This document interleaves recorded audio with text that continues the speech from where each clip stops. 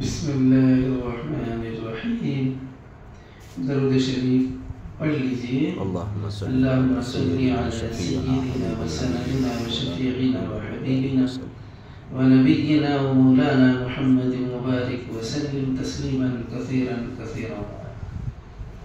آپ نے سیدنا حضرت عمر فاروق رضی اللہ عنہ کے ایمان لانے کا وہ مبارک واقعہ سنا، جو آپ کی بہن فاطمہ، آپ کے بہنوی سعید اور حضرت خباب، ان کے موجودگی میں حضرت عمر کے دل کو اللہ نے نوری ایمانی سے بھرنا اور آپ کا اللہ کے رسول کے خدمت میں پہنچنا اور آپ ایمان کے مبارک حلقے میں، ایمان والوں کے مبارک حلقے میں داخل ہونا، یہ آپ نے سنا. اور حضرت عمر کے ایمان لانے بعد سب نے مل کر باجماعت مکہ مکرمہ میں نماز ادا کی. حضرت عمر نے گھوم گھوم کر اسی رات اپنے اسلام کا اعلان کیا. مکے میں گھوم گھوم کو، گلی گلی میں جا کو، محلے محلے میں جا، میں مسلمان ہو گیا ہوں، اے لوگوں سن لو، خطاب کا بیٹا آپ سے مسلمان ہے. گلی گلی میں گھوم گھوم کے جا کے آپ نے اعلان کیا اور لوگوں کو بھی اسلام لانے کی دعوت دی. آج تک جو دلیری اور بے باکی اسلام سے روکنے میں صرف ہو رہی تھی، آج وہی دلیری، وہ بے باکی اس کی تبلیغ میں نمایاں تھی. ابو جہل ان کا ماموں تھا، اس کے یہاں بھی گئے. وہی ابو جہل جو اسلام کے نام سے ہی جلتا، جو آپ صلی اللہ علیہ وسلم کے لیے ہر آگ بگولا رہتا. گھر کی کنڈی کھٹکھٹائی تو وہ باہر آیا، بہت ہی پیار اور محبت سے ملا. خوش آمدید بھانجے، کہو کیسے آئے؟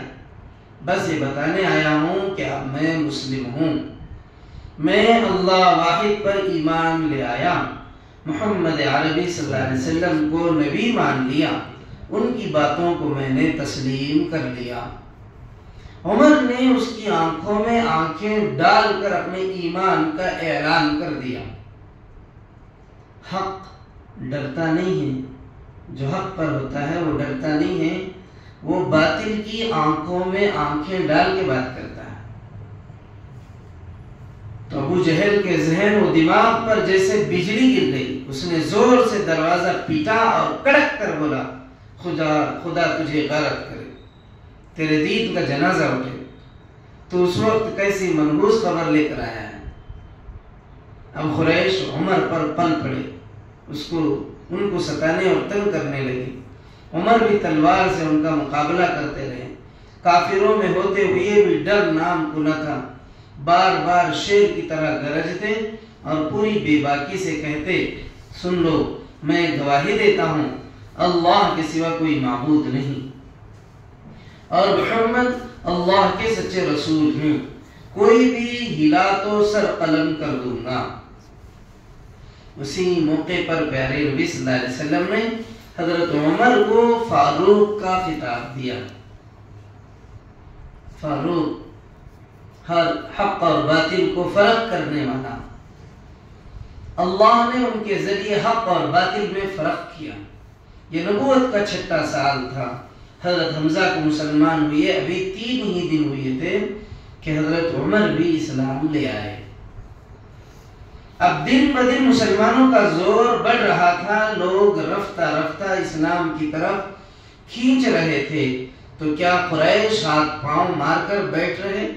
نہیں، وہ برابر اس دھن میں رہے کہ کسی طرح مسلمانوں میں پھوٹ ڈال دیں، جانثاروں کو حضور سے بدگمان کر دیں.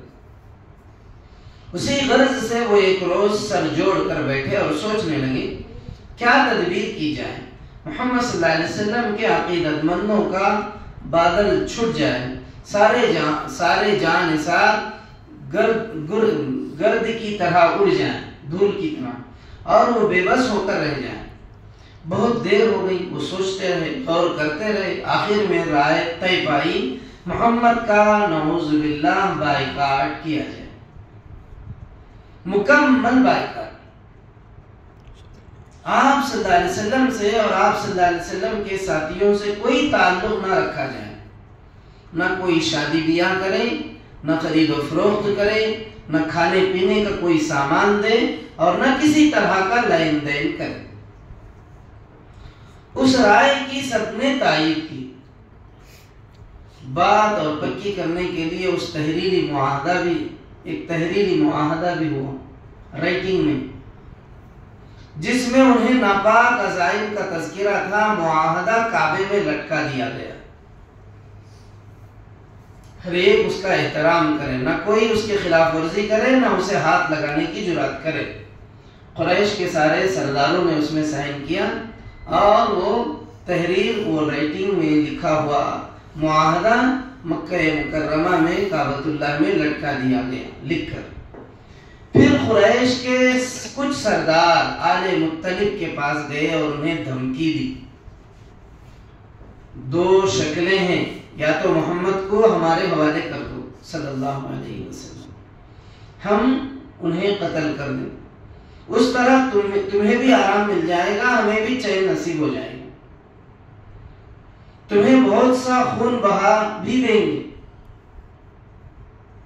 یعنی محمد صلی اللہ علیہ وسلم کو شہید کر کے اس کے بدلے میں خون بہا، بہت سارا مال بھی دیں گے تمہیں، اگر اس پر راضی ہو جاؤ تو کیا کہنا، ورنہ ہم تمہارا بائیکاٹ کریں گے، نہ تم سے خرید و فروخت کریں گے، نہ اور کوئی لین دین۔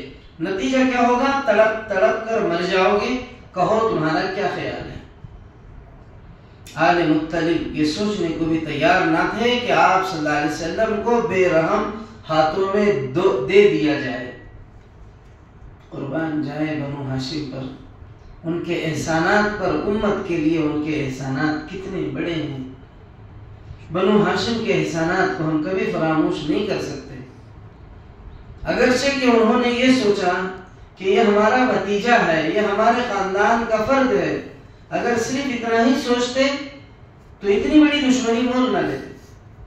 انہوں نے مان لیا، جان لیا تھا کہ یہ اللہ ہی کے پیغمبر ہیں، تبھی تو انہوں نے اپنا سب کچھ قربان کر کے پیارے نبی کو دشمنوں کے حوالے کرنے تیار نہیں تھے، سب کچھ قربان کرنے تیار تھے، مگر نبی مکرم کو، محمد عربی صلی اللہ علیہ وسلم کو، کافروں کو اس طرح، کافروں کے ہاتھ بے رحم ان کے حوالے کرنے تیار نہیں تھے، اور وہ اپنے دل کے ارمان پورا کریں۔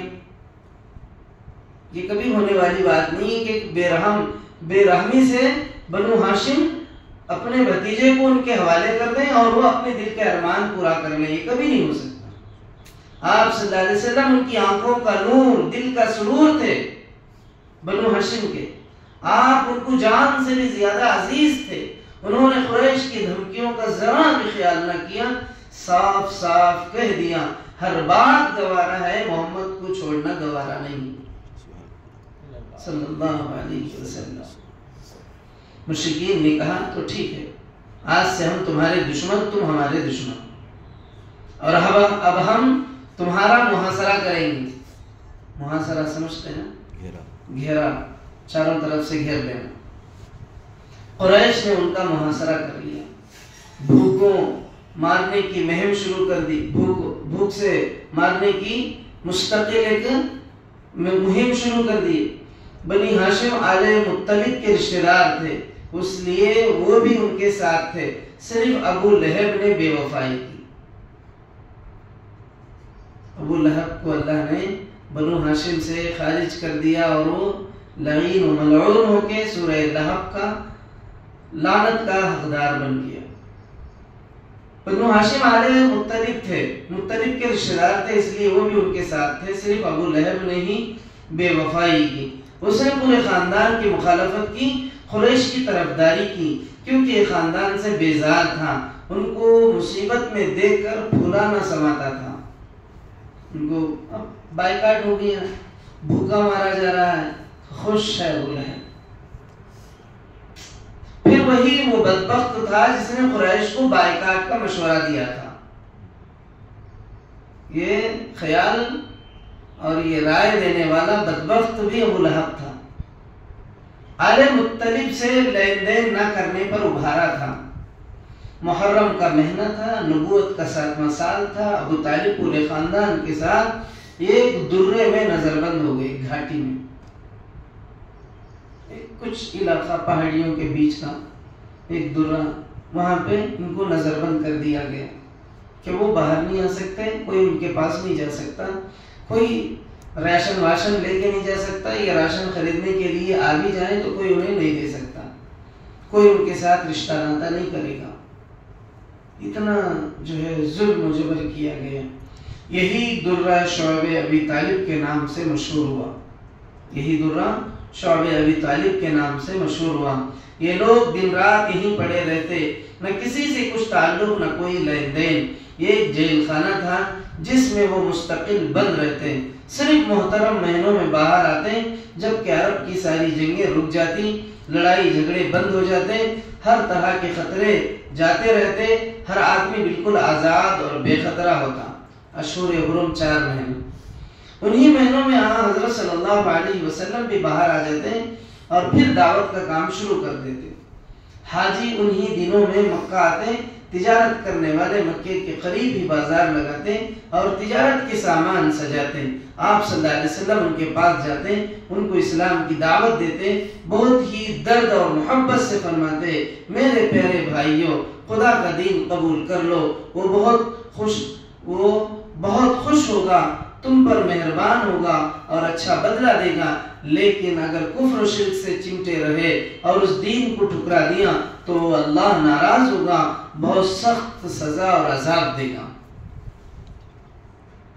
تو اس طرح سے اللہ کے نبی علیہ السلام کو صرف اشہر حرم حج کے دنوں میں باہر آنے کا پرمیشن تھا، اور آپ صلی اللہ علیہ وسلم اسی کا فائدہ اٹھا کر حج کے دنوں میں باہر سے آئے ہوئے لوگوں کو دعوت دیتے اور کہتے، میرے پیارے بھائیوں، خدا کا دین قبول کر لو، وہ اللہ بہت خوش ہوگا، تم پر مہربان ہوگا، اچھا بدلہ دے گا، لیکن اگر کفر و شرک سے تم چمٹے رہے گے اور اس دین کو میں جس دین کو لایا ہوں، اگر اس دین کو تم نے ٹھکرا دیا تو میرا رب تم سے ناراض ہوگا اور اس کی وجہ سے تم بڑے سخت سزا کے عذاب کے مستحق قرار پاؤ گے۔ آگے کا واقعہ میں انشاءاللہ کل بیان کروں گا۔ اللہ تبارک و تعالیٰ سے دعا ہے، پروردگار اپنے کرم سے، اپنے فضل سے مولا ہمیں نیک توفیق، نیک ہدایت عطا فرما۔ نبی محترم سیدنا محمد رسول اللہ کی سچی پکی محبت ہمارے دلوں میں پیدا فرما۔ سبحان اللہ بحمدہ، سبحانک اللہم وبحمدک، واشہد ان لا الہ الا انت، واستغفرک واتوب الیک۔